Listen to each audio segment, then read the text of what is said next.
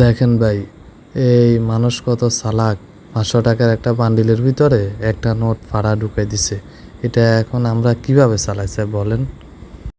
দুইটা ফাড়া হইলে ব্যাংক নিবে, কিন্তু এখানে আছে কয়টা? একটা, দুইটা, তিনটা, তারপর যার একটা ফুটা আছে। তো এই নোটটা কি কেউ নিবে? এই 500 টাকার একটা নোট আজকে আপনি আমারে দিয়ে দিচ্ছেন, ব্যাংকে দিয়ে দিচ্ছেন, কিন্তু দেখা যাচ্ছে আমরা অনেক কাজের কারণে, অনেক বিয়ের কারণে দেখা যাচ্ছে দিয়ে টাকাটা লয়ে নেয়।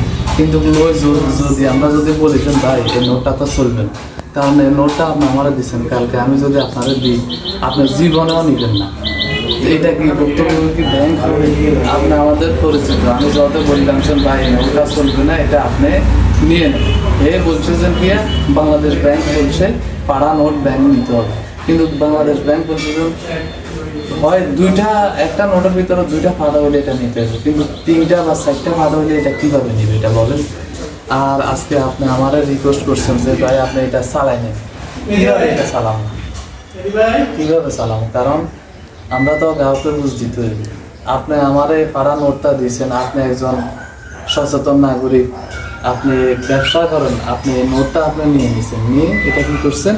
ও ব্যাংকে যাই বলেন, এবং ব্যাংকের গাও মানে যে কর্মকর্তা তাদের সাথে যাই চিল্লাপাল্লা করেন যে নোট এটা নিতে হবে, নইলে অসল এটা ইয়ে করে দেন। এটা কিভাবে সম্ভব সে বলেন ভাই? এটা কেউ নিবে? এটা আমি যদি কোনো একটা গ্রাহককে যদি এটা দিয়ে নোটটা, নোটটা নিবে?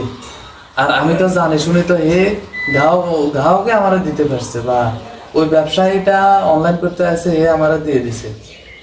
আমি তো জানি শুনি নোট বলেন, আমি তো একটা গ্রাহককে, আমার গ্রাহককে তো আমি দিতে পারি না, কারণ আজকে গ্রাহককে আমি দিয়ে দিচ্ছি, গ্রাহক বাড়ি যাই দেখছে যে এই নোটটা পাঠা, কালকে ব্যাংকে আসতে চিন্তা করবো যে এই ব্যাংকে যাইলে আমারে সিরা পাড়ার মধ্যে আমি এই ব্যাংকে যাবো। তো এই দোষটা কার? তাই আমি এই ভিডিওর ভিতরে আজকে আসলে খুব কষ্ট নিয়ে আমরা ভিডিওটা করতেছি। আমি যে দয়া করে আপনারা প্লিজ কেউ জানি শুনি কাউকে কন্ট্যাক্ট করবেন, এটাই আপনার কাছে আমাদের একটা। তো ভালো থাকেন এবং কি সচেতন হন, এবং নিজেও সচেতন হন, অন্যকেও সচেতন করেন।